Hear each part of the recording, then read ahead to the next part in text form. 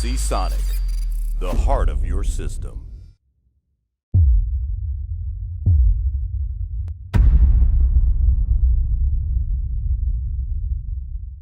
I'm Leo Wood for KitGuru, and this is Luke Hill for KitGuru, who hasn't been in this establishment for 2 or 3 years. And the last time we talked on camera was the end of Computex 2017. That would have been that long ago, when you were this tall. And no, I haven't grown that much. Maybe the hair, but yeah. Okay. Very true. And I've been doing Leo Says for KitGuru on and off for, 4 or some such years. And typically a Leo Says, if it does all right, gets 5,000 views. A lousy one gets 1 or 2,000. A good one gets 10,000. Luke's done one single Luke Gets Technical a week ago, and it's past 35,000 this morning and is still climbing. So basically, this is Luke's show. He obviously has the magic what's it. So we're going to talk about stuff. I've got a list of talking points. Luke's got some stuff over there on his screen. We're going to try and keep this to half an hour or so. Sure. We'll see how it goes. I've got my magic egg timer, which lasts for about 5 minutes. Hold on, restart that. I want the full 5 minutes. No. It's going. That goes for 5 minutes. I'm getting shortchanged. Yeah, no. So that's over there, just so I've got some idea how long we've been flanneling on. So I can shut up on time, I guess. The problem is going to be me. All right, okay, but I'm going to do my best to defer to you, Luke King of Leo. Luke Talks Technical. Could end badly. It'll be fine. So mainly Zen 2. It's the hot topic right now, I guess. Exactly. And to start with, Hardware Unboxed did a thing, I think yesterday. Steve went out and got himself a Ryzen 5 3600X. Okay. You've done the Ryzen 5 3600. Been tested on the 3600X. Right, okay. Then maybe he got the one with the press kit and he bought the other, but he's got the both. Have you seen that piece? I haven't seen the piece, but I've seen a few pieces on the 3600X and the 3600 non-X. And the difference between the two of them is 95 watt TDP, 65 watt TDP. One of them allegedly has the higher TDP, a higher boost speed of an extra 200 megahertz. Yep. Apart from that, the same thing.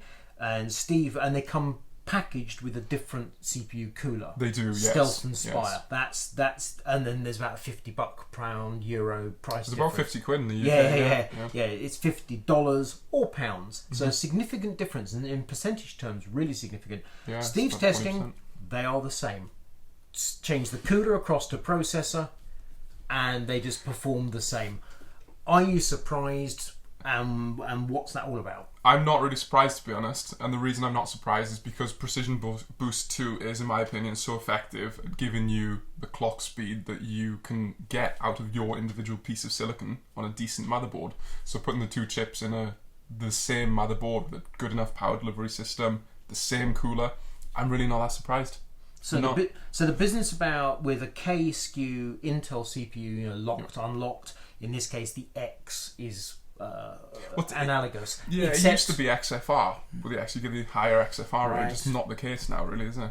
No, and is there a single one of these new processors that's actually boosted to the alleged claimed maximum speed, or even vaguely close to it? I've seen kind of millisecond hits up to 4575 was the highest I've seen in the data that I've analysed quite in depth.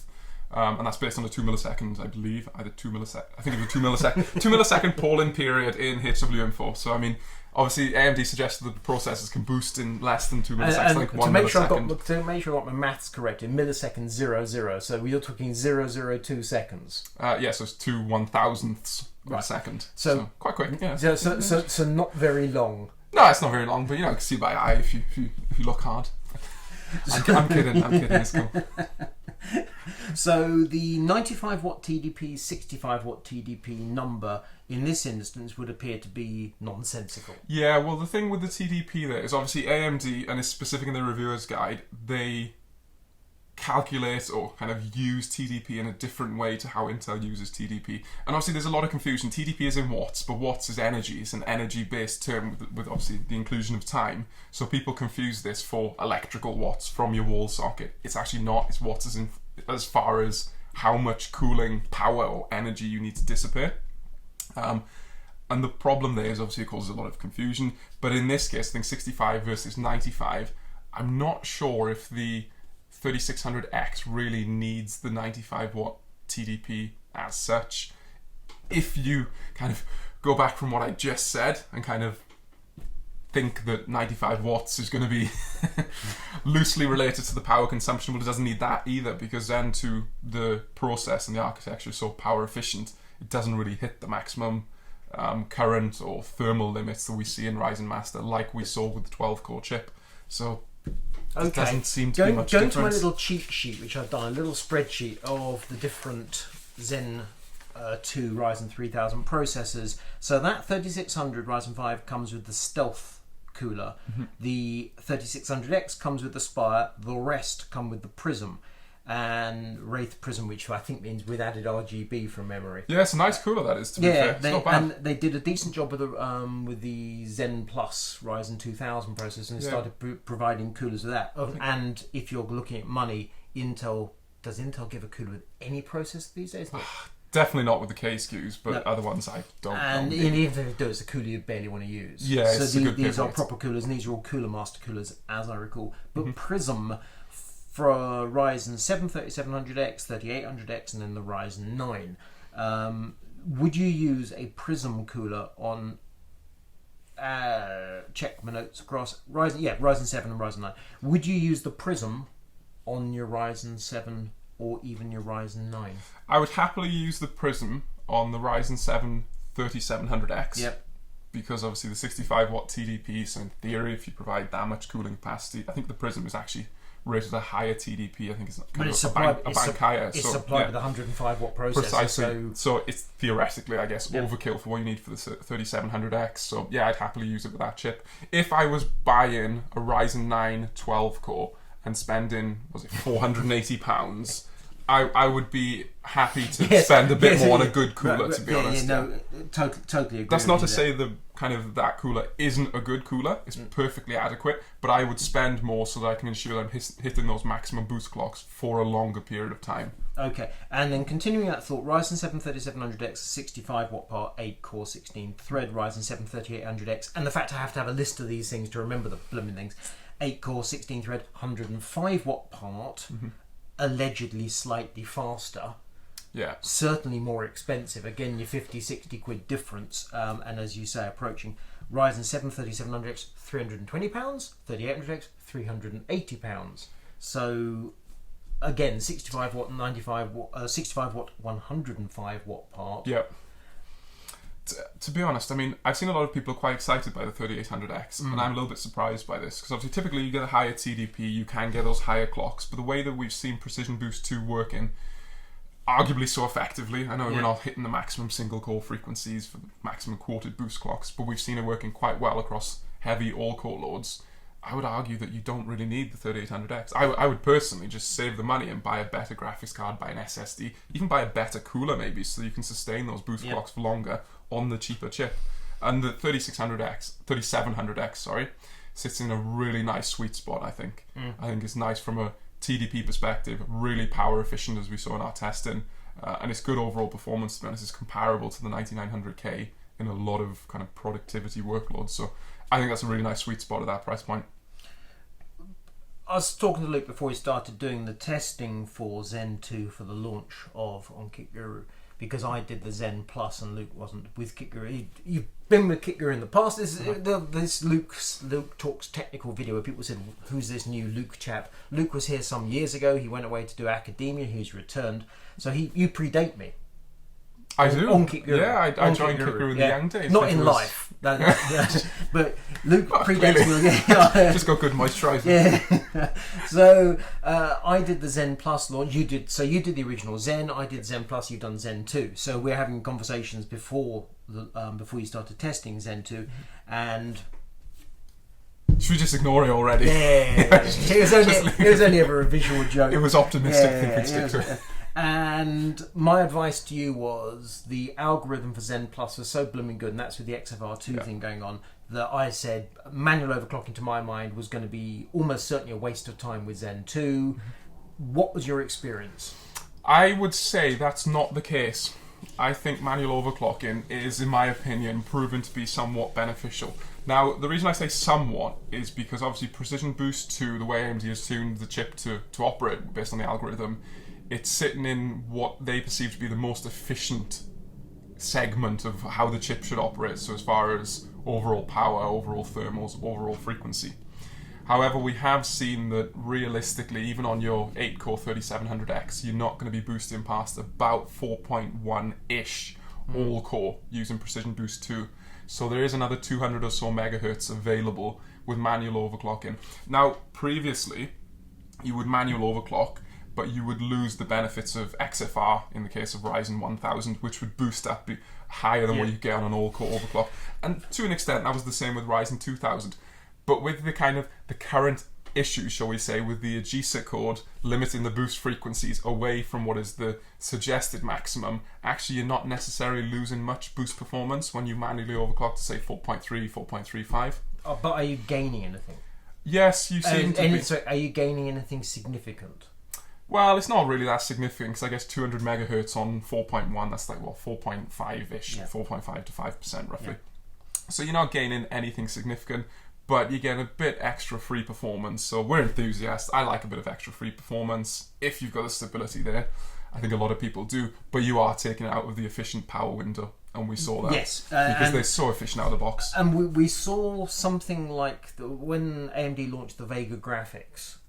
We saw there they had to push it like another 200 megahertz to attempt to compete back then with GTX 1080, and they just shifted the whole power curve from we're happy to holy mackerel. And I think it was like another 100 watts or some such for the extra 200 megahertz, and they'd obviously done it to attempt to get to a certain performance level. Yeah. And it was the first time I've seen such a blatant shift, albeit as GPU and not quite the same, but to trying they just moved out of the efficiency window on a design that was really efficient, but because the performance wasn't there, so they just to hell with it. Yeah. And they went for it, and it's the CPU side of things is not exactly the same, but you want to stay in that efficiency window if you possibly can. I really like it, to be honest, because I mean, some people would have said, right, they could have just pushed all their cards onto all their chips onto the table, I should say, and said, right, okay, this is the frequency, we're going to try and match Intel's process for frequency, but we're going to be way out of the efficiency window. I don't think that's the best way to do things, to be honest, because people are using these chips for real work. I mean,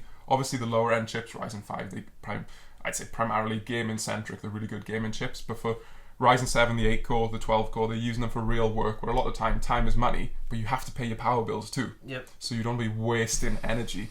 So by saving time to save money, you don't want to be burning that money with energy. And there's environmental benefits and this and that. This is one of the topics when we were going around this that we were having more than once, where Luke was heavily into the efficiency thing and the cost of the energy and such like, and I can't disagree with it, but a PC, a workstation, or even 10 workstations and then some aircon, the actual cost is not massive. Whereas if you've got server farms and you're literally using a lake to cool it, different story, totally different story. But in this instance, the energy, the efficiency, the cooling of the silicon, I'm interested in that. In terms of the actual amount of actual cash money you're paying per month for electric, it's personally, I'm less heated about it. But see what you did there. It's a good pun. Less heated. I like that. I so didn't mean that. Oh, come on! I genuinely didn't. Of course you meant that. We know your tricks. You've had that written down for weeks. I can see you right there. No. He's got many more views on his Luke Talks Technical. Everything he says is gold, pure gold. I've got a single line here. How's it going with the X570 motherboard reviews? Well, it's next question. No. It's challenging at the moment, to be honest. I mean, generally for launch, you've got your CPU platform, your architecture, you've got your thing, you've got your chipset. That's a lot of stuff. You have to do early comparative testing, and then ideally you'd have knocked out a review of an ASRock and a Zeus, an MSI and a Gigabyte at or around launch or in the first week or two, and it just hasn't happened because it's not gone to plan. So it's been quite challenging. So I mentioned this somewhat in the Luke Gets Technical video, so please do go over and have a look at that if you're interested. Add to his 36,000 views and counting, please. Shameless plug, I must add. So obviously we mentioned this. AMD's provided the BIOS profiles for each of the boards. In our case, our pre-release boards were, although we provided by AMD, were the Gigabyte Aorus X570 Master and also the ASRock X570 Taichi, which were both good boards in their own right. The BIOSes provided by AMD had the AGESA 1.0.0.2, and I think it's combo AM4 or Pi. I forgot it last time. I'm going to forget it again today because I don't care. So it's 1.0.0.2. However, slightly before release and very close to release, a lot of the vendors were updating their BIOSes with the new 1.0.0.3 AGESA profile. Just to remind the nice people, what day of the week was the launch? The day of the launch was on a Sunday, which is... Because it's the 7th of July. Well, it's not the first Sunday launch we've done either. I remember one of the chips, was it? It might have been KB Lake. Right, one of you readers, please correct me down in the comments. It might have been KB Lake that launched on a Sunday, because I remember the collective sighs when we thought we were going to have to give up our Sundays yet again. But it's all good, all for the love of the industry, right? So we... But once you start having microcode updates, which just throws everything out the window. It's you have to draw a line in the sand, to be perfectly frank. So if a new BIOS profile is coming through on a Thursday, and you know you have to get everything done by Sunday, it's a no-go realistically. You're just not going to get it done in time.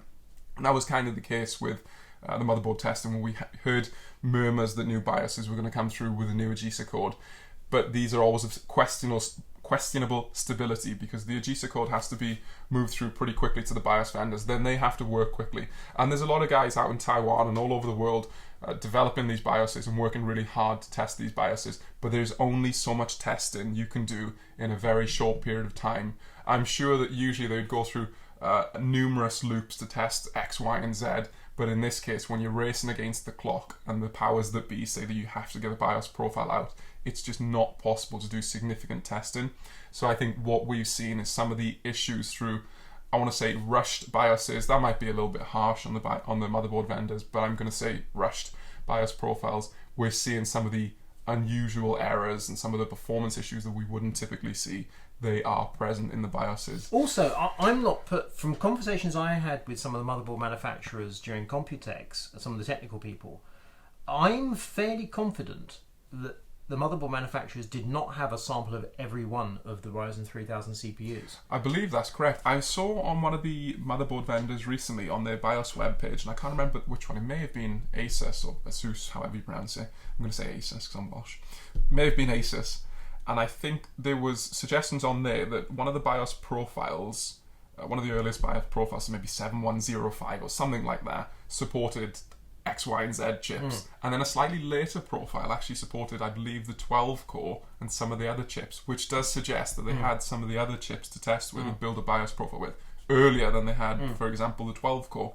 So that, I guess, throws additional headaches into the picture. I got the strong suggestion that 16 core chips are out there. In other words, they could work for the most extreme version, worst case scenario. Except, of course, that's not coming till September.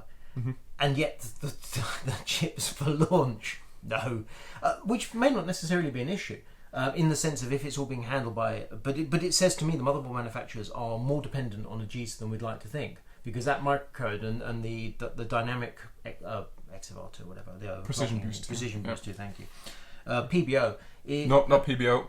Can't make that confusion. PBO is something separate, which is unfortunately then Precision Boost, but Precision Boost 2. That. Precision Boost 2, which means that it does it all itself. That microcode that's baked into the BIOS, that's really, really, really important. So run through the AGESA versions. So we had AGESA 1002 for launch and pre-launch testing. We had 1003. I think this was 1003, just 1003. Then I believe we had 1003A. Then I believe we had 1003AB, which was a few days ago, but I think that quickly got taken back because it was found to have some issues. The challenge here is that a lot of the motherboard vendors are saying new BIOS profile, and in their changelog, if they provide a changelog, they're saying AGESA 1.0.0.3. Now they're not clarifying whether that's dead or A or AB. What you can do is you can download the BIOS profile, and sometimes with certain vendors, so I believe ASRock, I think I tested with Gigabyte, and definitely ASUS, I can't remember MSI, you can actually go right click on the BIOS profile that you download, open it in Notepad++, do a Control F for AGESA, and then sooner or later you'll find the AGESA version written in the BIOS code. So that's quite a useful way to really? find out which AGESA profile is being used on the BIOS. And this is what I did for a lot of the X370 testing, which again in the Luke Gets Technical video highlights some of the problems there. And that's how I found that the Crosshair 6 Hero was using AGESA 1.0.0.2. Right. Which, as I say, had some of the headaches from pre-launch. So right now, in broad terms, if you've got an X470 motherboard and you're looking at a Ryzen 3000 processor, would you feel confident in update your BIOS to the latest version with your existing processor and then beetle out and get your Ryzen 3000, drop it in, and it's all, here's some improvement, happy days, or is it not quite like that? I'm going to give the typical lawyer response of, it depends. Which I know you love. I know you love me beating around the bush, Leo. But it does depend, to be fair. If you've got a gaming system and you just want to play games and you want to get the gaming advantages of the new Ryzen 3000 chips, and you don't really care if you have a B-SOD here and there, you're not too bothered if after 6 hours of straight gaming you get a crash, which is probably good because you've got to take a break and stretch your legs. If you're not too concerned about that, I wouldn't feel too bad about updating the BIOS and then just dropping in a Ryzen 3000 chip. I wouldn't feel too bad. If you're doing real work on the system, like I was in my case and in my testing, and you need stability, and if you have a few hours or a day's worth of downtime, that's going to cost you money, I would be slightly more hesitant about simply updating the BIOS and dropping in a Ryzen 3000 chip. I would be sure to read on the forums, read reviews, read the change logs and the frequency of the BIOS updates from the manufacturers. I would gather all the information I could before making the purchasing decision or the decision to switch. Because the purchasing decision, I guess, is not a problem, because sooner or later I am quite confident these issues are going to be fixed. I think they are going to be fixed. But can you get away with that instability for a week, for 2 weeks? Here's the thing. The purchasing decision, because somebody once said there's no such thing as a bad product, just a bad price. Now I don't agree with that, but in the sense of, if so when the 18-core Intel processor comes out for $2,000, you go, holy what? Well, take one for a tenner, yeah. Yeah, well, that's the thing of it, exactly. $2,000 is like, that's a lot, and if it's a different sum of money, you might have a completely different view.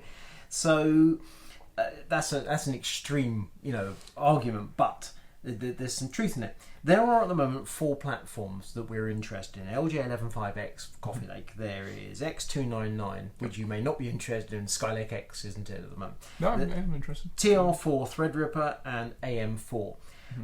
At the moment, which of those 4 platforms is the cheapest? It depends. Yeah, exactly. It depends. I mean, you can basically rule out X299 and kind TR4 of. or X39. Well, but it depends. Yeah, okay, yeah, it does depend. It really depends. And that's the thing of it, because your gut instinct is to say X299 must be the most crazy expensive, and it really depends. The highest end motherboards go up to about £600, but there are obviously some that are significantly cheaper. The processors obviously have a horrendous range of prices. Threadripper now, a high-end board is £600, but again, 300 gets you a proper Threadripper board. 300-400 certainly. Yeah. And £300 for a 12-core at the moment, I think. Right, because they've discounted the backside out of the Threadripper 2000 processors. Yeah, so 2920S. So therefore, LJ115X, obviously it depends. Yeah. I mean, it covers a multitude of sins, and if you go for Coffee Lake i9-9900K with a Z390, you're spending money. Yeah, a decent part and of we the know paycheck. the Z390 godlike went for £600, which we consider to be scandalous, but forget that, but you spend £300. Spend a lot of money on a decent board though, yeah. And then AM4 comes along. It's kind of hold my beer, isn't it? blows everything I'm going up. to show you how motherboards should be priced. Right. So, the X570 chipset conversation we've had. Now, you're not happy with active cooling. We know that. No, I'm not. I'm not a fan of it, to be honest. That was unintentional. I've got no notes. All hail. This is 37,000 views, purely 38,000. This is all hail Luke. Going to be in the comedy show on Friday nights from now on. And so they said that apart from the 15 watts and higher thing, active cooling, noise, and then so on, and then you've got the PCIe Express Gen 4, Yeah. which doesn't after all add much money to the cost of the thing. And yet, how much more expensive is an X570 board to a comparable X470? Well, it's quite a bit, actually.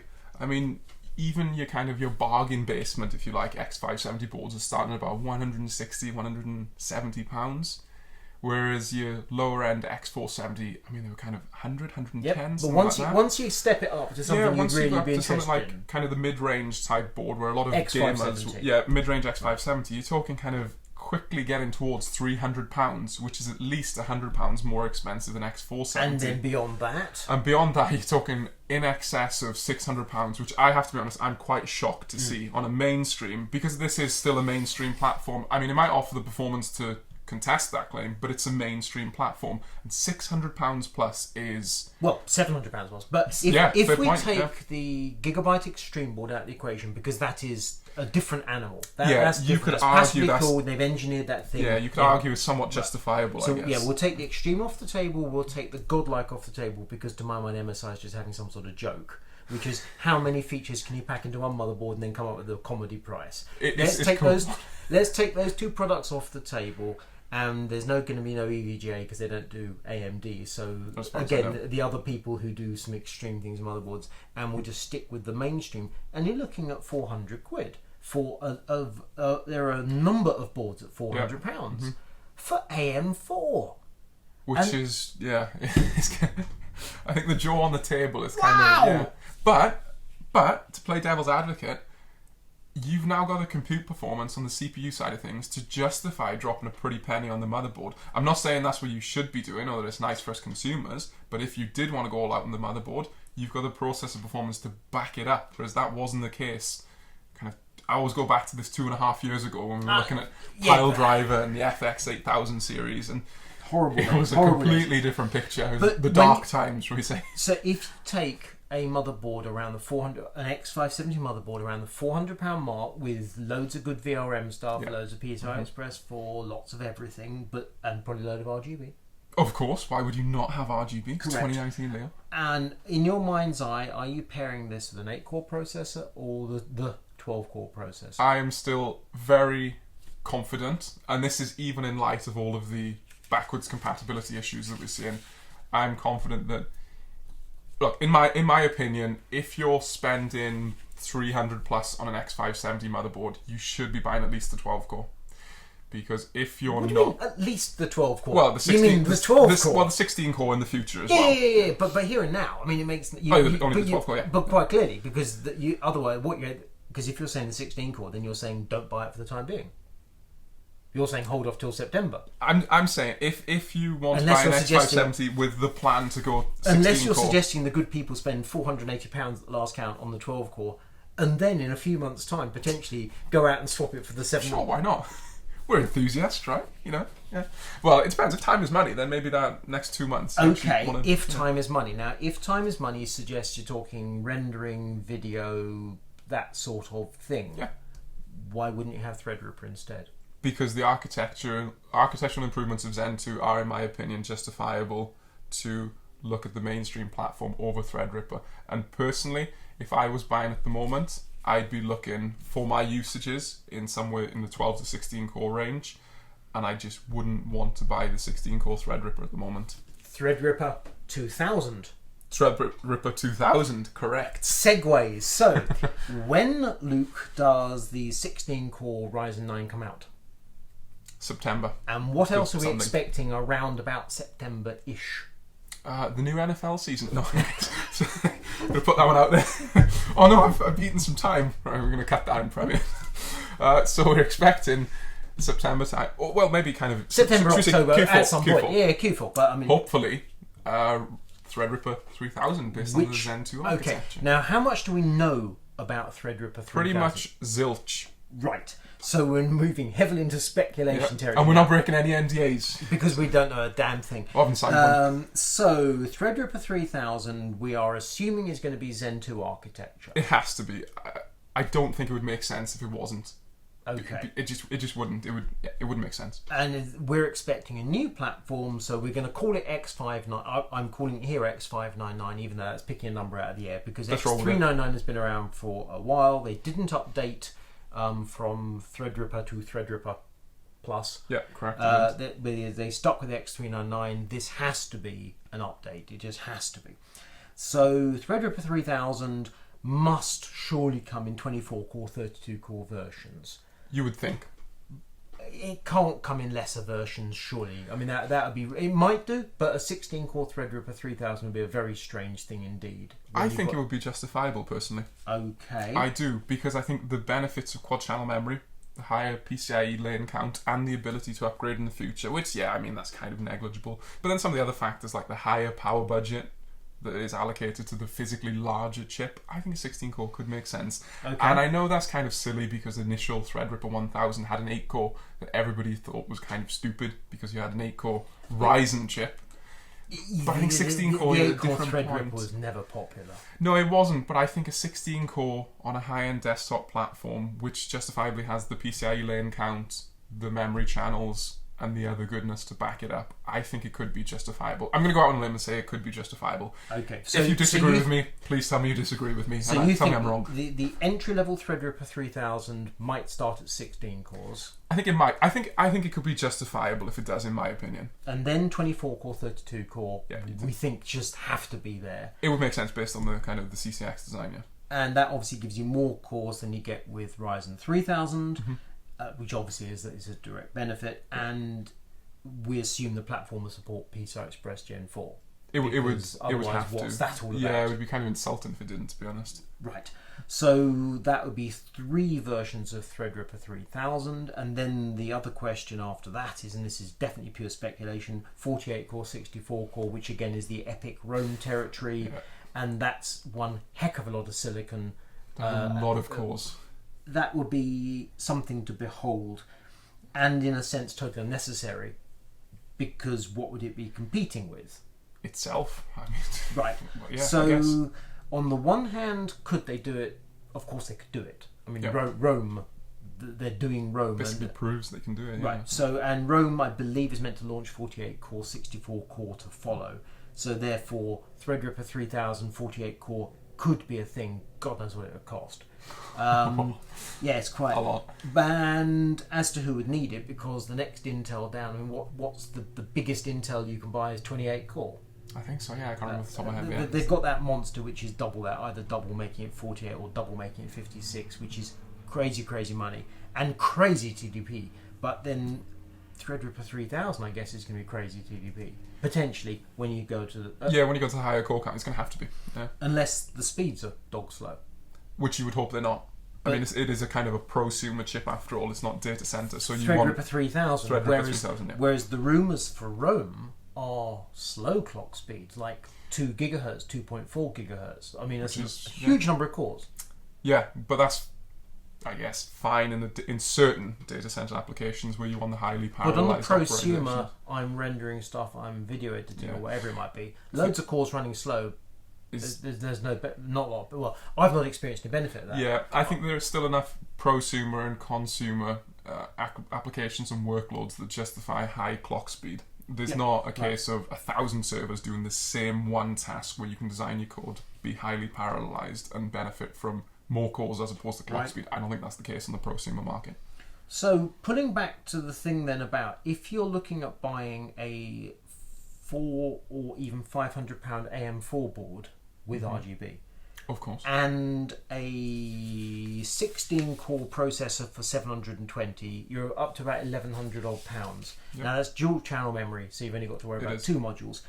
With the Threadripper 3000, if you went for the entry level 16-core or 24-core, don't know what price that's going to be, but £1,000. You would assume it probably... I would personally assume it's not going to be too dissimilar to the 16-core Zen pricing, so maybe $850, something like that, For your... for the 16-core. So if there's a 24-core, are you thinking... That's going to be a bit more, I think. Right, but at the moment with the WX processors, that was something like 1,200 and 1,600, wasn't it? For I can't remember off the top of my head. to be honest.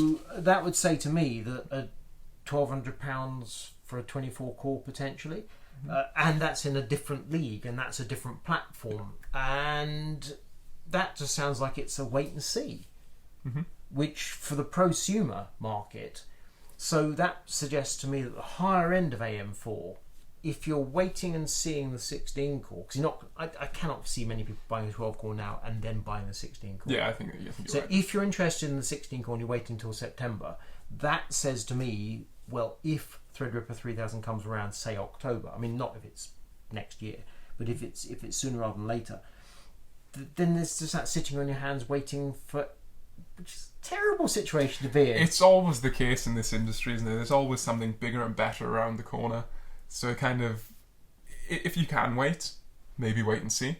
If you can't wait, then just buy what you have to now and be happy with it. I guess that's the only advice you can really give in that situation. And at the moment, the Ryzen 3000 processor of most interest to you is the 8-core low TDP version with a sensible motherboard that's not costing costing about the same as the CPU. Yeah, I'd personally say, the one I'm most sold on personally is the Ryzen 7 3700X. I know there are some arguments where it sits in this weird position where it's slightly better than the Ryzen 5 in certain things and slightly worse than the 12-core in certain things, so it's in that awkward valley perhaps, but I think as far as efficiency and performance, it's a really good sweet spot. I would probably want to pair that with one of the cheaper X470 boards with a BIOS update, or one of the better B450 boards. I think the power of it is not enough to justify the higher VRM. And of course, that's another thing, because at the moment we're not expecting the anything below X570, so not for a while. We'll call it B550. I think it's going to be likely as code or something like that. We're not expecting that this year, are we? I don't believe so, and I think there were rumours, I don't know if these are being confirmed or whether they're just rumours, that it's not going to support Gen 4 on the chipset, because AMD, as far as I'm aware, fabs this chipset themselves for X570. So it's on the 14nm Global Foundry process. However, I think there were suggestions, and I believe there were shipment documentation or something along the lines that actually they're going to be going back to ASMedia for the B550 chipset, because historically ASMedia have been the partner for the chipset fabbing. So maybe that is a sign that perhaps they're trying to hit a lower price point, which may mean stripping out Gen 4. Could be justifiable. Who knows? And again, just rumours. I don't know if that's been confirmed. So take it with a grain there of are salt. warehouses of X570 and they've got to justify those fans somehow. Those shrieky little fans. Oh, the fans. Whirring away. Oh, the fans. Memory support. I've got some memory there. I'm going to go and get it. Before we get to my memory, Luke wants to say something about fans. I've got no fans. Yes, you've got many fans. To all my fans. 39,000 and count. I don't know how many it is. No. So, on the fan topic, I know I've been quite critical, and I think a lot of other people have been critical. I think the general consumer audience doesn't really understand why fans are necessary. We've heard mixed messages of why they're necessary. Maybe it's the chipset TDP or the power draw, and Devoured did some excellent testing on why this perhaps isn't the case. Just to backtrack very slightly, X470 chipset was something in the order of 5 or 7 watts, I believe. Call it 7 watts for argument's sake. Depending on the workload, I less think. Less than 10 seemed to be about the thing, though. I don't really know, to be honest, because no one made a fuss about it before the X570. So, you didn't even ask what the chipset power was. No, indeed. And monitoring stuff like that's frankly awkward. The X570 is about 15 watts. Well, there have been suggestions that it bursts up to 25 watts under certain scenarios. I've seen that. And again, I don't know if that's rumours or if that's been validated, but it's like, that's quite a high burst. But I think 15 is, But give or take double X470. And then with the Debauer thing, and then the question is why?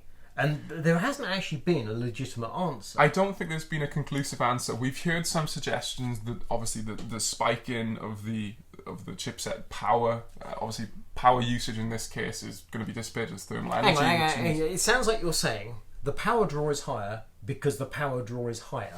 That doesn't strike me as a completely winning argument. Maybe I've worded that poorly. So the power draw seems to be higher. I think the suggestions are because of the Gen 4 compatible Gen 4 link. But why? Why does that require more power? Well, I would assume because it's running higher bandwidth through there, so maybe you have to alter clock speeds. Okay. I don't know. Maybe it's something to do with the fabbing process. Now here we go. Now I've got. It's not a theory. That'd be far too grand. But have you got a tinfoil hat? Yeah. No, not at all. Oh, well, we need to Photoshop one on. If you go to, I've just ruined it there, haven't I? Sorry. If you think about what Intel's been saying about 10 nanometer, their roadmap, which they produced laughingly back in 2016, which obviously has crashed and burned, we know that's just not happened. But what they were saying was the 10 nanometer, and I did this in my thing after I went to Israel to their fab. Their roadmap was showing the 10 nanometer and then 10 nanometer plus and 10 nanometer plus plus was the point at which the 10 nanometer process was going to become better in some sense or other than 14 nanometer. In other words, it wasn't until 10 nanometer became 10 nanometer plus plus that it would surpass 14 nanometer plus plus. So when 10 nanometer launched, they fully expected it back then before it all failed horribly. to not be as good as 14 nanometer plus, and the 10 nanometer plus wouldn't be either. It wasn't until that revision. Meanwhile, AMD's come along on TSMC having switched fabs with their chiplets and gone to 7 nanometer. Now, you can't compare 7 and 10 and 12 and 14. Yeah, the numbers are just numbers. Well, we've known this for a long while, but nonetheless, the fact they've moved to TSMC with a different process, and it appears to be working, albeit what extra speed have they got for it? Frankly, Somewhat, very little. Yeah, marginal. Very little. There has been a slight boost, but Right. it's marginal. But if you look back to and the architecture and so on is radically different. It's significantly Right. improved. So they've completely changed the architecture. They've completely changed the fabric. Maybe not completely, but Right. there have been big benefits in There certain have areas. been significant changes. It's not just in inverted commas a die shrink. It's not. Very It's far It from is it. simply more than that. And yet they have stepped forward. Yes. And when you look back at previous die shrinks, which were just die shrinks, sometimes Yeah, Broadwell's the perfect example here on the Right. desktop, where you had to take a massive frequency penalty, Right. going from what was it before? There was Ivy Bridge, I believe, wasn't it? Or was it Haswell? Might have been Haswell, Haswell was yeah. 22 nanometer, and Broadwell was down to Right. 14 nanometer. Took a big frequency penalty. Yeah. in other words, the curve is along the lines of this. Yes, a And sawtooth it's more when or you- less. Yeah. Right. So you step forward and you go, holy mac, we've taken a hit, and then you work back and you gain, and then the next version kind of gets you back to where you were. But you'd hope with higher density, obviously, and therefore you'd hope with reduced costs, and then you step forward. So I don't see why it is that I forget what the process was for X470, but Well, for the Ryzen 2000, yeah. so that was 12 nanometer. That would No. have been- Sorry, my mistake. For the chipset. Oh, for the chipset. I'm not sure. I would I heard assume a again number. 14 nanometer. No, Or was it far not? from no, Okay. far from it. I heard a number which was asked in a question by Dr. Ian Cuttress of Anantech at a thing, but I've forgotten the blooming number. He asked me a Q&A, and it was one of those things that Ian does when he puts the question across and he's trying to slip the assumption past, such that if they acknowledge the question, they've accepted the premise. And it was something Smart guy. very smart chap. Goodness, he's an annoying chap. He's so smart. But it was something like, with your continued use of AS Media for the X470 chipset after X370, and your continued use of and then it was the number, and it was something like 35 nanometer. Okay. It was a bit, and it may have even been 50. It was a huge number. Wow. And it was just like this, because obviously so much of the function is in the processor. Yeah. Therefore, there's this dumb lump of silicon sat there doing USB and such like. Yeah. And it was one of those things, but the number was like, wow, big number. And then they moved on. So let's say, pick a number out of the air, comment below if you know better, and if you please tell me what you said. Whatever the number was, that big number, if they move from that big number to X570 on a presumably significantly smaller number, Yeah, so 14 nanometer for the X570 chipset. and they've brought in PCI Express Gen 4, I'm wondering how much of this significantly higher power draw is down to the change in the process as much as anything. It could Because be. it's their first go at this. Yeah, perhaps. I guess that kind of comes back to the argument that AS Media are experts. Uh-oh. That was for me banging on for so long. I guess this comes back to the point where AS Media are experts when it comes to chipset design. They've got obviously a very good history of designing chipsets. That's not to say that AMD cannot do it. I mean, they're designing one of the most complex pieces of equipment in the entirety of engineering and manufacturing. I mean, that's just the way it is.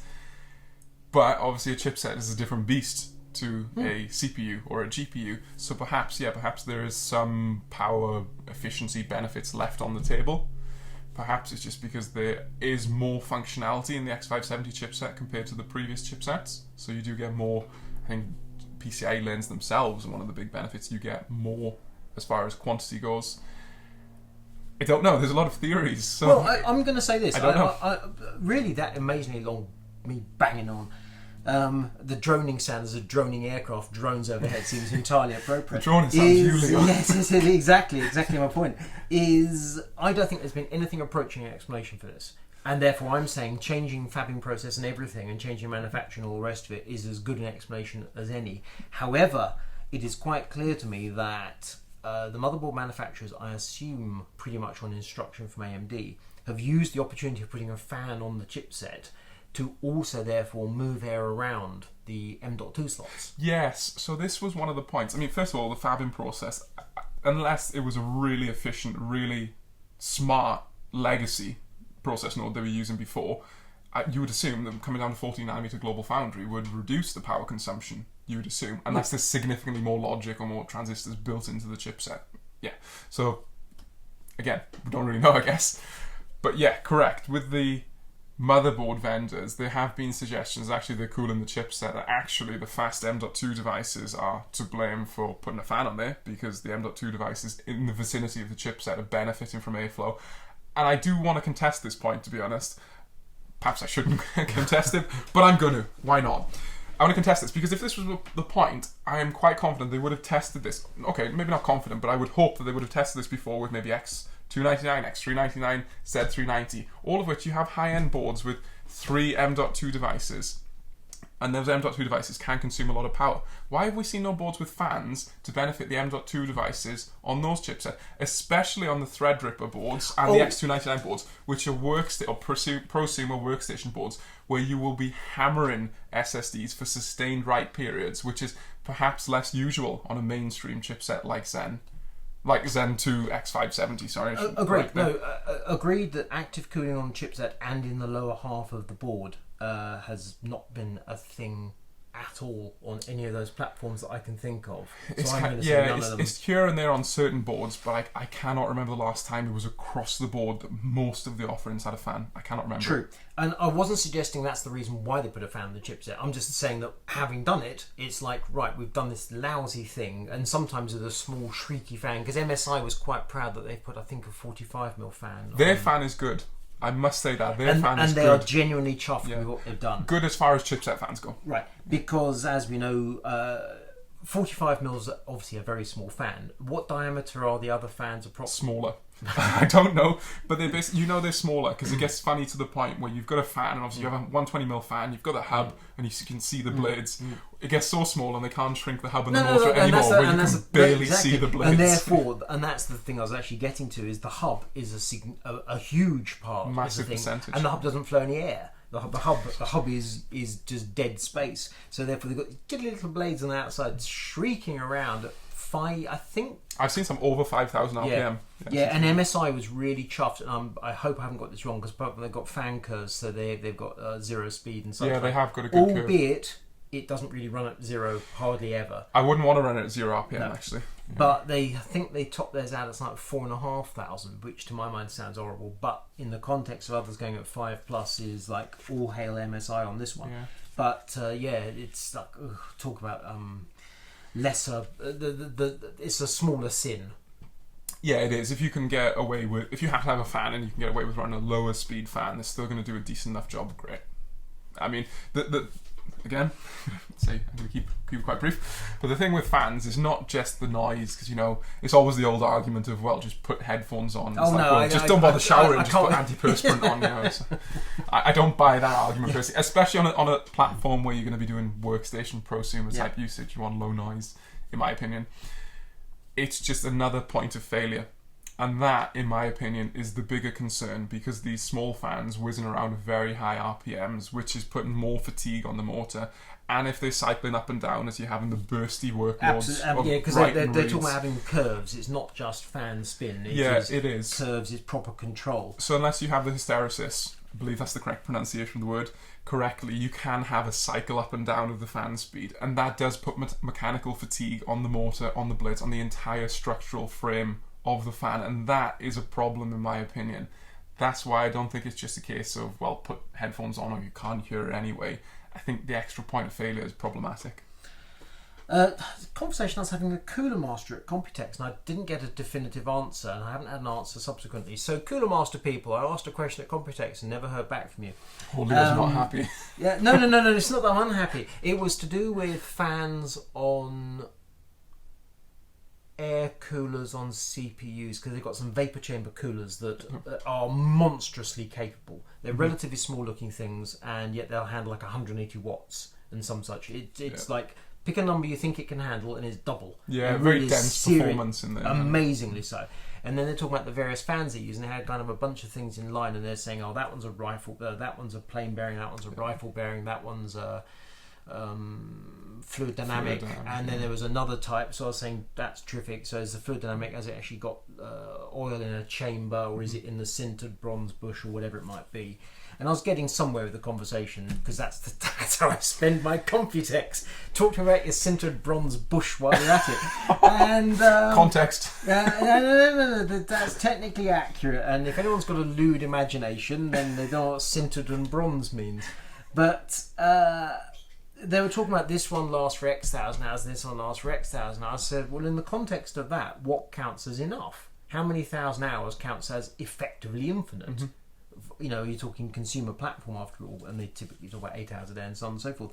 And I imagine we're going to start getting that these bloody chipset fans, which is how much is enough, how much is good enough. Yeah, well, if you do some like quick maths, I guess if you said let's go 24 hours a day, which is unlikely, but you know, workstation prosumer might leave it on all day doing rendering overnight or simulations. You never know. 24 hours a day. Let's go 200 days a year for nice round numbers. That's 5,000 hours call it in the space of a year.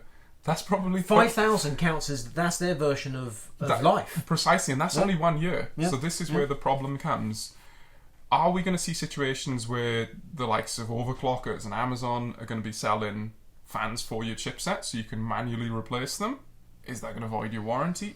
What's going to happen? So it does come back to what's long enough. And the thing was that there was some conversation about this, and that MSI thing I attended in Spain. Because it was actually partners, it was journos and partners, and it was across Europe.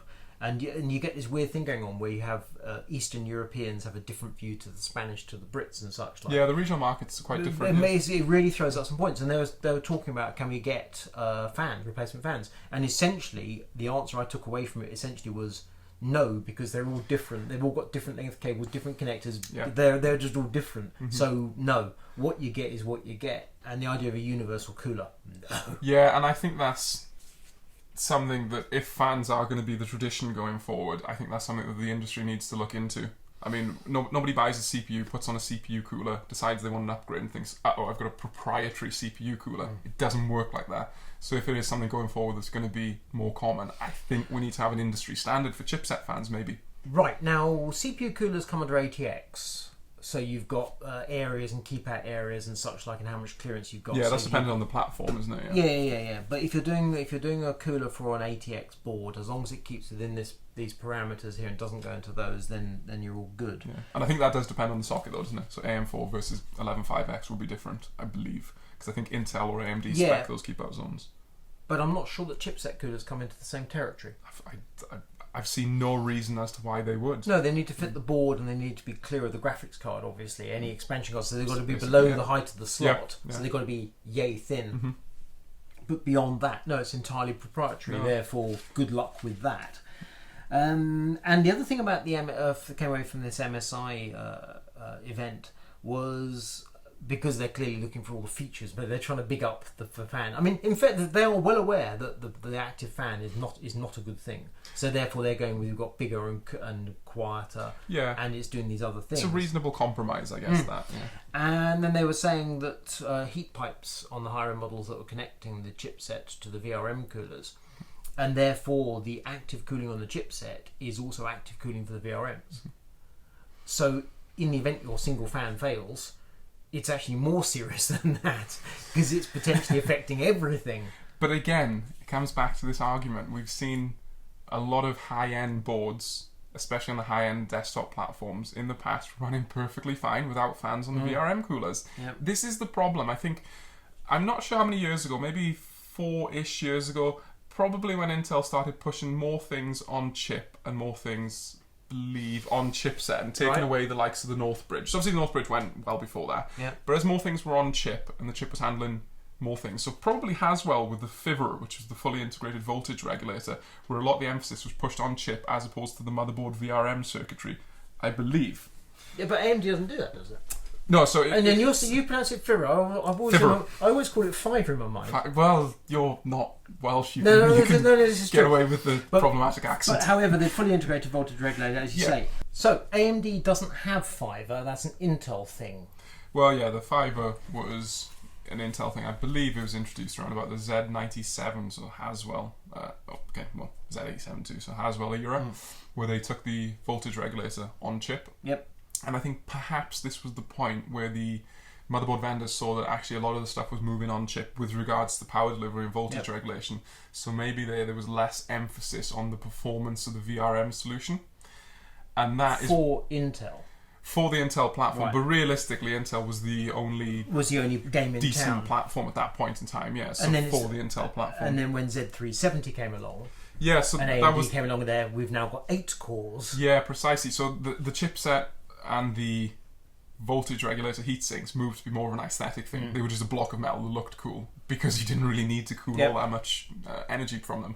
Like you say, Z370 and the higher end AMD chipsets, the higher end Intel chipsets completely changed this. With now there's a lot of power switching through that power delivery solution, especially the MOSFETs, and they are dumping off a lot of heat if they're not efficient MOSFETs, or even if they are efficient MOSFETs but they're being pushed pretty hard. So I think it's now come back to the case where proper heat sinks have been needed, and Gigabyte have been particularly good with this. They've been very good. good. Their X470 boards in particular, very, very good indeed. Finned heatsink, it just makes sense. Yep. So, I mean, a block of metal is fine, you've got the thermal capacitance of a block of metal, but when you have a heavy sustained load, you need fins to be able to dissipate that heat more effectively, as opposed to a block of metal. So you take your X299 platform with your up to 18 cores, you overclock the thing, so you're sucking 500 watts, a percentage of that, and then you look at some cooler that's not a cooler at all, as you say, it's a lump of metal. It's just an aesthetic feature. Horrible. And then you move on to AMD, and you've got for X470 good VRM. I don't think anyone's actually complaining the X570 VRM designs almost all look good. They look perfectly sufficient for even the 16-core chip, and I think the problem there was some of the vendors in the early days of the AM4 platform perhaps didn't have full confidence in the AM4 platform. They copied and pasted the Intel design. They just used. They kind of did, and this was absolutely. like you say. This was part of the problem, was that the Intel design was back in the day. The mainstream platform was quad core. It was Kaby Lake, wasn't it? So you had a quad core, which wasn't taking all that much power, wasn't stressing the VRM with that hard. fiber, and then along comes an 8-core AMD with a totally different setup, and as a result, quite pushing more current, sucking more juice, and they needed a radical rethink. And I think they learned their lesson with some of the 300 series boards and the 400 series as a result. The 500 series, the construction of the boards, the layout, and all the rest of it looks good. It does look good across the board. In fact, excuse the pun. Couldn't resist. Except the two Achilles heels, the one being the chipset and the higher power for whatever reason, and therefore the cooling required, and then the other being is at the moment, it seems to me, AGESA, AMD BIOS updates. It's challenging, and it's going around, and hopefully it'll be sorted out quite soon. We hope. I think everybody's working really hard because it's a big product stack. I mean, it's not easy. I'm sure everybody's working double time out in Taiwan. But yeah, that's the thing with the chipset. I mean, you dump a certain amount of power, thermal energy, from the chipset into a heatsink with a fan. But then they're saying, well, you can branch the heat pipe from the MOSFET cooler and therefore get the benefit of a fan. Well, the MOSFET coolers for a long time have been perfectly adequate at taking a lot of power that's spat out by the MOSFETs and dealing with it. So why can't you just get rid of the fan, use the heat pipe, branch up to the MOSFET heatsink and use that to take care of the power being dumped out by your chipset fan, or spend time and money like Gigabyte has on the Xtreme in investing in a smart heatsink with a passively cooled solution. Right. So to answer the first question, the reason why the heat's going down the board to where the active cooler is, because that would obviously be the cooler part, is I'm convinced is because that's where the M.2s are, and those M.2s are getting quite toasty, the Gen 4s, and this is leaving aside the nonsense of people with 2.5-inch SATA drives that have got LEDs all over them and they're actually physically cooking their SSDs. I've never seen that on a SATA drive before. I'm taking that totally off the table. But the M.2s in those locations, bearing in mind the prime M.2 slot is generally under a graphics card. Yeah, I mean, it's a terrible, terrible piece of... It's the ATX standard taken way beyond common sense. So if you end up putting a fan down there blowing air under a shroud or whatever, I don't know quite where it blows it to, but taking that to one side, let's say it just goes where it wants to across go. in the general vicinity. After all, the difference between some air moving and zero air moving is massive. So yeah, it's not a case of hot air rises if you've got a fan in there. Otherwise. Yeah, I mean, in this instance, we're not really into the boundary layer, are we? Let's not talk about we're talking rather slow. Frictionless. So effects there's on the boundary layer. So that's the first point, is heat pipes and why it's going down to the chipset. And your second point was that actually the heat pipe should be used to transmit heat from the chipset up to the overbuilt VRM coolers. Was that the point you're referring to? No, that was the same point. Don't know what the other point was. The Fiver VRM. No. When you're saying about the why is the arrangement like it is, and you got the active cooler is on the chipset and therefore it's drawing heat down. And I'm saying the reason is because they want a fan down there because they can actually keep the M.2s. And then just build a good heatsink. Oh, just design passive cooling X570 Extreme. The Extreme, it's a tricky one to break it down because the Gigabyte Aorus Xtreme motherboard, which is £700, it's a lot of money, 700 quid. And the reason it's tricky to break down how much the passive cooling has cost is because it's not just a passively cooled motherboard. Because they've re-engineered the entire blessed board. It's got at least 2 more layers in the thing because all the connectors are down the right hand side. Yes. Every last one. There's no connectors across the foot of the board. It's EATX form factor because that's the only way they can move all the stuff around. They can't do it with ATX.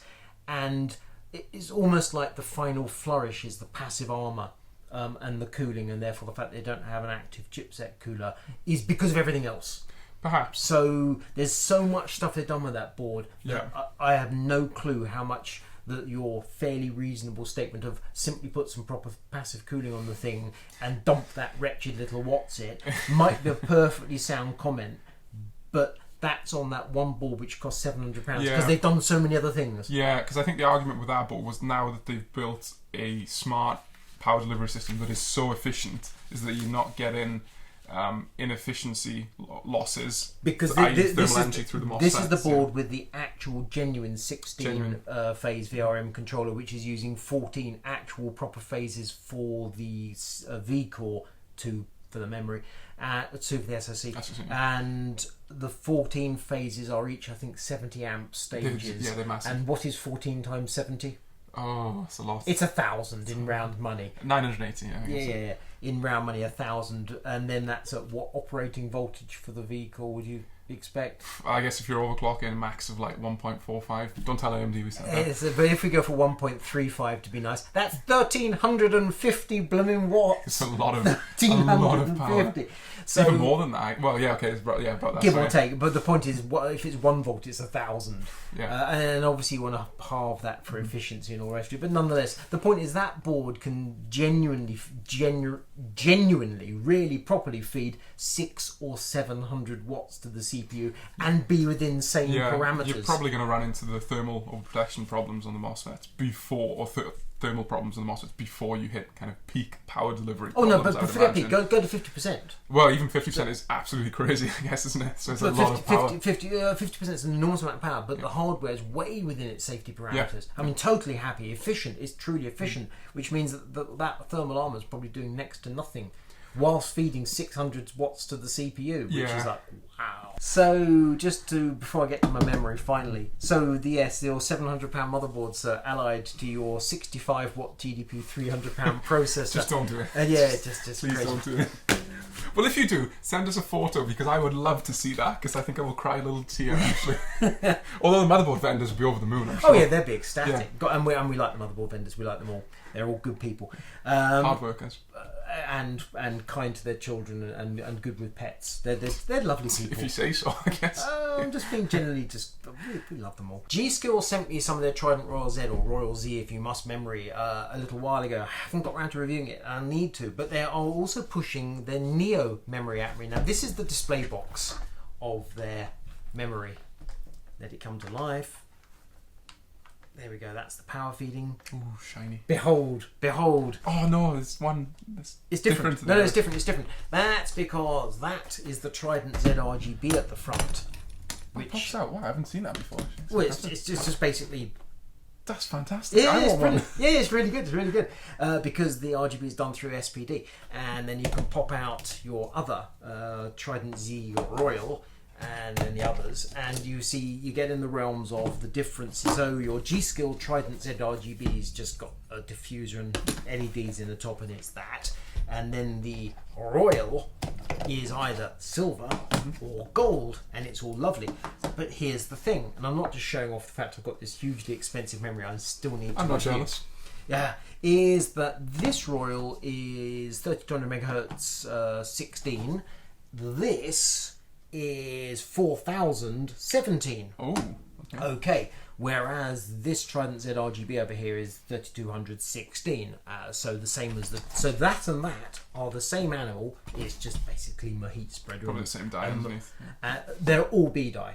Okay, as Samsung B die, the whole lot. There was talk, I think, at Computex about A die coming along, but B die seems to continue to be the thing. So the memory I've got here is F4 4000 C17 Trident Z Royal, and the 4000 is 1.35 volts, 17, 17, 17, 37 if you must. There is a slower 19, 19, 19, 39, but 17.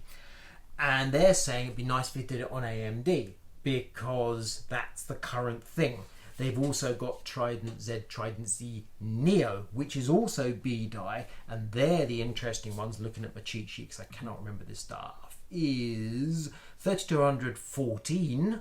14, 14, 14, 34, or 3600, 14, 15, 15, 35. That's nice.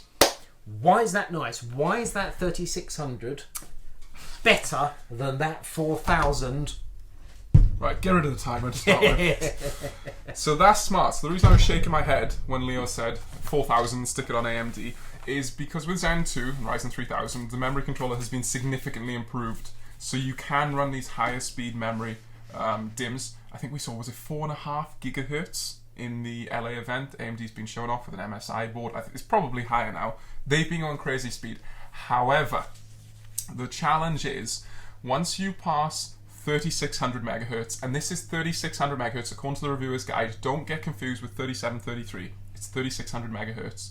That is the final point at which you have the Infinity Fabric and the DRAM clock, let's call it, and the memory controller clock at a 1:1:1 ratio. So if you drop in 3600 megahertz memory on an X570 board with Ryzen 3000 CPU, your DRAM frequency, well obviously because it's double data rate, will be 1800 megahertz, your Infinity Fabric will run at 1800 megahertz, and your memory controller clock will run at 1800 megahertz. This ironically with XMP enabled, not AMP but XMP. XMP is just a marketing term these days, isn't it? Yeah, so with XMP enabled, or if you manually tune it, I guess. Okay. However, once you pass 3600 megahertz, the Infinity Fabric will be locked at a maximum. I'm holding the gold fingers. I didn't mean to do that. Oh, look at those fingerprints. Oh, you've ruined it. They actually put a microfiber cloth in with the package precisely for that reason. Mine are so grubby now with my sweaty hands on it. Fantastic, yeah. Perfect. Just all we need. I need that to wipe the sweat off my brow. Once you pass 3600 megahertz, the Infinity Fabric will be locked to a maximum of 1800 megahertz. And I've seen some confusion on this, and we had some confusion initially in the LA event, was that actually the Infinity Fabric will slow down. According to the reviewer's guide, it's not. The Infinity Fabric will stop at 1800 megahertz, and that's the maximum. However, if you were to run for round numbers, let's go 4000 megahertz, the DRAM frequency would be 2000 megahertz, but the memory controller clock would go on a 2:1 divider, or 1:2 depending on which way you looked at it. So the DRAM frequency would be 2000 megahertz, the memory controller would drop down to 1000 megahertz. So what you would have with 4000 megahertz RAM would be 2000 megahertz DRAM frequency, Infinity Fabric at a maximum out of the box I should say without overclocking, 1800 megahertz frequency, and the memory controller clock at a 1000 megahertz frequency, again default out of the box. Which presumably hurts performance. Imparts a significant latency penalty just because you're shifting data around through the memory controller at a slower rate. So it's not the Infinity Fabric that's slowing down, it's the memory controller clock slowing down according to the reviewer's guide. And I do believe this reviewer's guide because we've checked this with AMD themselves. So what that basically says is you want to stick at 3600 megahertz at a maximum unless you're willing to go in and tweak yourself, because we've seen one of our EHA friends, Tudor, he's been doing a lot of testing for his site and on his through his channels, overclocking to I believe 1900 megahertz on the Infinity Fabric and maybe the memory controller. But realistically, you want to stick to 3600. What I would do is if you've gone out and bought higher speed DIMMs, maybe just run them at 3600 and bring the timings down. And the timings here on this, so this is G.Skill sheet I'm gawping at here. So it's Trident Z roll down the bottom, and it's the Neo, which I don't have, which they want to send me up the top. And the speeds they got up to 36. They got 5 different timings, 5 different versions of 36. The fast one being the 14. Which is one. Presumably 1.4 volts for that, which is fine for AMD. And then you've got versions at 16, which is 135 volts, 18, which is therefore quite loose, 1.2 volts, and then that's impressive. And then there's a bizarre one here, 18, 22, 22, 42, which essentially is just walking up the road, 1.35, so I don't know what's going on there. But there are some right old mixtures of latencies and speeds, but 3600 for Neo is the ceiling, and that's the reason. And that's the reason why, if I'm going to do this on AMD G.Skill, I'm not going to use this almost certainly. I might give it a try to see what happens, but it's going to be Neo for AMD. It's always interesting to play with these things. Of course. But that 4000 there, the shiny gold heat spread, is complete with my filthy fingerprints. Very much that will be Coffee Lake. And same with the other rollover. The 3200 roll would be good enough in AMD, as indeed would that. But that super duper fast gold, mega expensive in AMD would be a bad idea, I think. Yeah, it wouldn't be efficient, shall we say. Yeah. And again, on this point, I'm quite surprised actually that G.Skill hasn't come out with a 3733 kit here. Perhaps this is because they're putting the consumer first and they want to think, well, what is the consumer going to do? Let's be smart. Has anyone come out with a 3733 kit off the top of your head? Off the top of my head, I'm not sure. I didn't pay all that much attention to 3733. But AMD used this in a lot of the marketing slides, and I think this caused some confusion because if you look through the reviewer's guide, a lot of people thought that actually it was 3733 where the switch occurs and where you can go up to a maximum before you get a latency penalty. That's not correct. 3600 is the number. 3600 is the number because what AMD did in the reviewer's guide was manually overclocked or tweaked the memory controller clock to run at 1866, I believe. So that it's half of 3766 and or 3733, whichever. And was that 1866 number? Was that down to the CPU they're using, or was that down to the motherboard they're using? What is it that affects the number they can overclock it to? Well, I guess it would probably be the CPU because the memory controller is on chip as part of the I/O die. So I guess it would be down to the strength of the memory controller. And this is what we've historically seen with a lot of the higher speed DDR3 kits, especially on some of the Intel platforms, where the strength of the individual memory controller can limit or benefit how fast you can get your memory running. Obviously, there's some benefits with the trace layout and the proximity to the CPU socket from a motherboard perspective, but the memory controller is probably the bigger factor. Quick segue. Here. Daisy chaining. Explain.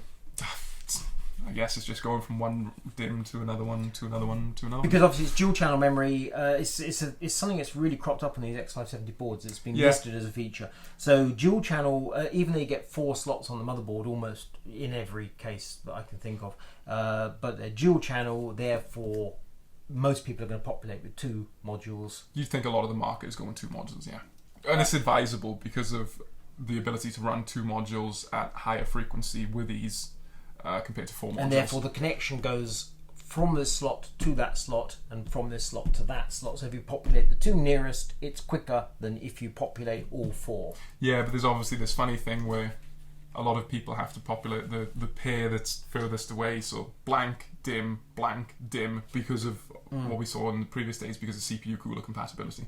So typically your ones that you generally try to populate will be blank, dim. So 3600 is the number, 3600 is the guaranteed number, the 3733 is because it's double 3866. Double 1866. Double 1866, I knew my maths was going to go wrong there. So it's effectively overclocking one part of and therefore that's not, so it's entirely possible your CPU won't do that. It might not. It might not. I haven't tried it. It might not. But it might. The 1800 to 3600, and as AMD's showing that 3733, the odds you're going to do better than that seems frankly unlikely. Yeah, you might be able to do a bit better than that, but when you're jumping up another speed bin, which will be up to 3866, that might be pushing a bit far. If you want to mess around with the base clock and maybe push a bit further, it's like, I don't know, 3780, 3800 maybe. But again, kind of confusing there, and that's kind of extreme overclocking, which is reasonable, but perhaps not something you do for day-to-day usage. Throughout this, we've referred to CPU speed for Ryzen 3000. Now, my main point of interest here is sustained all-core speed. You get the initial bursty thing when a PC, is loading something or what happens then, and the speed dies back. But I'm generally interested in all-core because I'm doing video editing. I play games and such, like I do email and all that stuff. But those sorts of jobs don't take any processor performance whatsoever. The all-core performance, on the other hand, I'm deeply interested in because when you sit there editing videos, the thing's hammering away, and that matters a lot. My personal processor in my PC is a 12-core Gen 1 Threadripper, 1920X. With your PC, you're doing a similar workload. Yep. What is your processor at the moment? So my work PC runs on a Core i9 9900K. Very nice. Good chip. And were you considering upgrading to Ryzen 3000? I was, yes, I was. And which Ryzen 3000 were you thinking would be the one for you? So initially, I was going to be using the Ryzen 7 3700X because the 12 core is in such demand for motherboard reviews and for other work with KitGuru. So I was going to use this for a bit of time. It's good to use the chips that we use on a day-to-day basis because it gives us a good insight into how the platform is performing on a day-to-day basis. However, so you were going to go from an 8-core 16-thread Intel CPU that runs up to about 5 gigahertz, 4.7. 4.7 because it's the stock turbo. Yeah. And you were going to switch over to an AMD processor with how many cores and how many threads? 8 core, 16 threads. Right, running slower. Yep. Right, and you were open-eyed, and this was something you were prepared to do. Yep. How has your thinking changed, and why? Well, I should say I wasn't just switching from 8 to 8. It's kind of a bit pointless and not worth my time, but switching from 8 to 8 for now, and then looking at maybe the 12 or the 16 core when the 16 core drops. However, some of the challenges, because being a cheap person like myself, I just bought an X370 board. There was a bargain. I was like, great, let's buy this. It's all cool. It's been challenging. It's been. I want to say. I don't want to say anything more harsh than challenging because it is. It's early days and it's tough. But it's been very challenging to the point where I put the system into operation for about a day and decided, okay, I can deal with power cycling. I can deal with clearing the CMOS. I can deal with messing around for a day. I can not shut down. I can use sleep mode for a day. But in the end, I just got a B-SOD. The system crashed and I couldn't get it back on. I actually don't know if that motherboard or chip still works. So wow. I significantly... That's a bad hope, yeah. And I don't want to check either because I'm going on holiday soon. I don't want all the stress of that nonsense. So maybe I'll send it to you and you can check for me later. Thank you very much. And if it's broken, we'll blame you. So my thinking has changed a bit. So pretty much the exact opposite then of a reliable, dependable workhorse of a system. Yeah, is the thing, right? Maybe that's partly me to blame because X370 wasn't really the best choice. The 300 series is quite old at this point, and it should work, but it's quite old. 400 series, I would have been more confident that I would have got stability, but I was tight. So buy cheap, buy twice. It's my fault, I guess. However, Intel QuickSync. So I remember seeing some of the really good channels, Hardware Canucks and Gamers Nexus and Epos Vox did some really good work on this, showing QuickSync. I think it would have been over a year ago. So when I was on my brief hiatus from the industry, and it was really interesting. There was an update to Adobe Premiere. Yeah, it was. Probably would have been 18 months ago, something like that. I've got in my mind's eye it was Q3 of last year. I'm going to say it's about a year ago. Fair enough. The point was it was Adobe Premiere updated to support Intel QuickSync Video is apparently its full name. Yeah, so effectively hardware encoding, wasn't it, using the which means it can use the graphics in your Intel processor. So the graphics in a Core i9-9900K, who the heck has any clue what the graphics in the i9-9900K can actually do? Because nobody uses them. Yeah, well, they're great for troubleshooting, I guess. Yeah. So when you sell your graphics card before upgrading to a new one, but other than that, they're just kind of pointless, really, aren't they? Except in this scenario. Well, except for streaming, obviously. They've been quite useful for QuickSync streaming in the past. But I just had them turned off. Like, I'm going to say more than 90% of our audience with a discrete GPU just had them turned off because that's what you're automatically doing the BIOS and you're using the DGPUs. Simple as that. Let's see if your motherboard even has an output on the I/O panel. Yeah, well, I guess a lot of them... Do they have to, I wonder, actually, with this platform? I'm certain I've seen Z390s that don't. Maybe some of the more overclocking geared ones. Yeah, okay, it's a fair point, actually, yeah. However, I was messing around the other day, outside of work hours, of course. I'm going to put that one out there, of course. I was messing around the other day and decided I would give this a shot. So I just went into the BIOS of the ASRock board that I'm using, enabled the iGPU multi-GPU, You can see it come up in Task Manager, downloads the driver, quick restart. And then I loaded up Premiere, rendered a video that I'd previously rendered using the drop-down tab for the hardware encoding, which was effectively using the Intel iGPU. And I was astonished. I was really surprised at how much quicker it is with the iGPU versus using the compute capability of the Core i9-9900K, which at 4.7 GHz all-core on 8 core 16 threads is a fast chip. Let's not kid ourselves. You know, all this AMD talk, 9900K is a fast, good chip. Let's not kid ourselves about that. But it was whacking the iGPU up to over 90% during the final encode, the final video output. My NVIDIA GPU in the system was still kind of hovering around, 0 to 15% here and there, depending on whether it's color correction or graphs and JPEGs on screen or PNGs on screen. And the Intel CPU was hovering about 25% usage. And the graphics were doing the work. The graphics were doing basically all the work, so I could still use my system quite comfortably. And this was astonishing because the final output went from about 30 to 40 minutes. I didn't scientifically time it for the CPU-only render, but it went down to about 17 to 20 minutes on the iGPU render. So to me, this is a bit of a game changer. So for now, I'm quite happy to be sticking with my 9900K. I did a quick test, couldn't see any perceivable quality differences, but comment below if you've seen any more in-depth testing, if there's a quality difference, because we don't want to drop the quality for you guys. However, I'm really impressed by the speed. To wrap up, that was an awful lot about Ryzen 3000. The point being is Luke has a huge amount now of hands-on experience with the platform and also the X570. He's been through the fire and he's come out the other side still smiling. And hopefully it also explains why X570 motherboard reviews are a bit thin on the ground at the moment. As in non-existent on KitGuru at the moment, unfortunately, but we are working towards that. It's quite a difficult one, so we'll do what we can. If you like this video, give it a thumbs up, hit the bell button, we'll alert you to new videos as they become available from KitGuru. I'm Leo Ward for KitGuru. I'm Luke Hill for KitGuru. And this was Luke talking about Ryzen 3000 and me just bowing down to his mighty presence.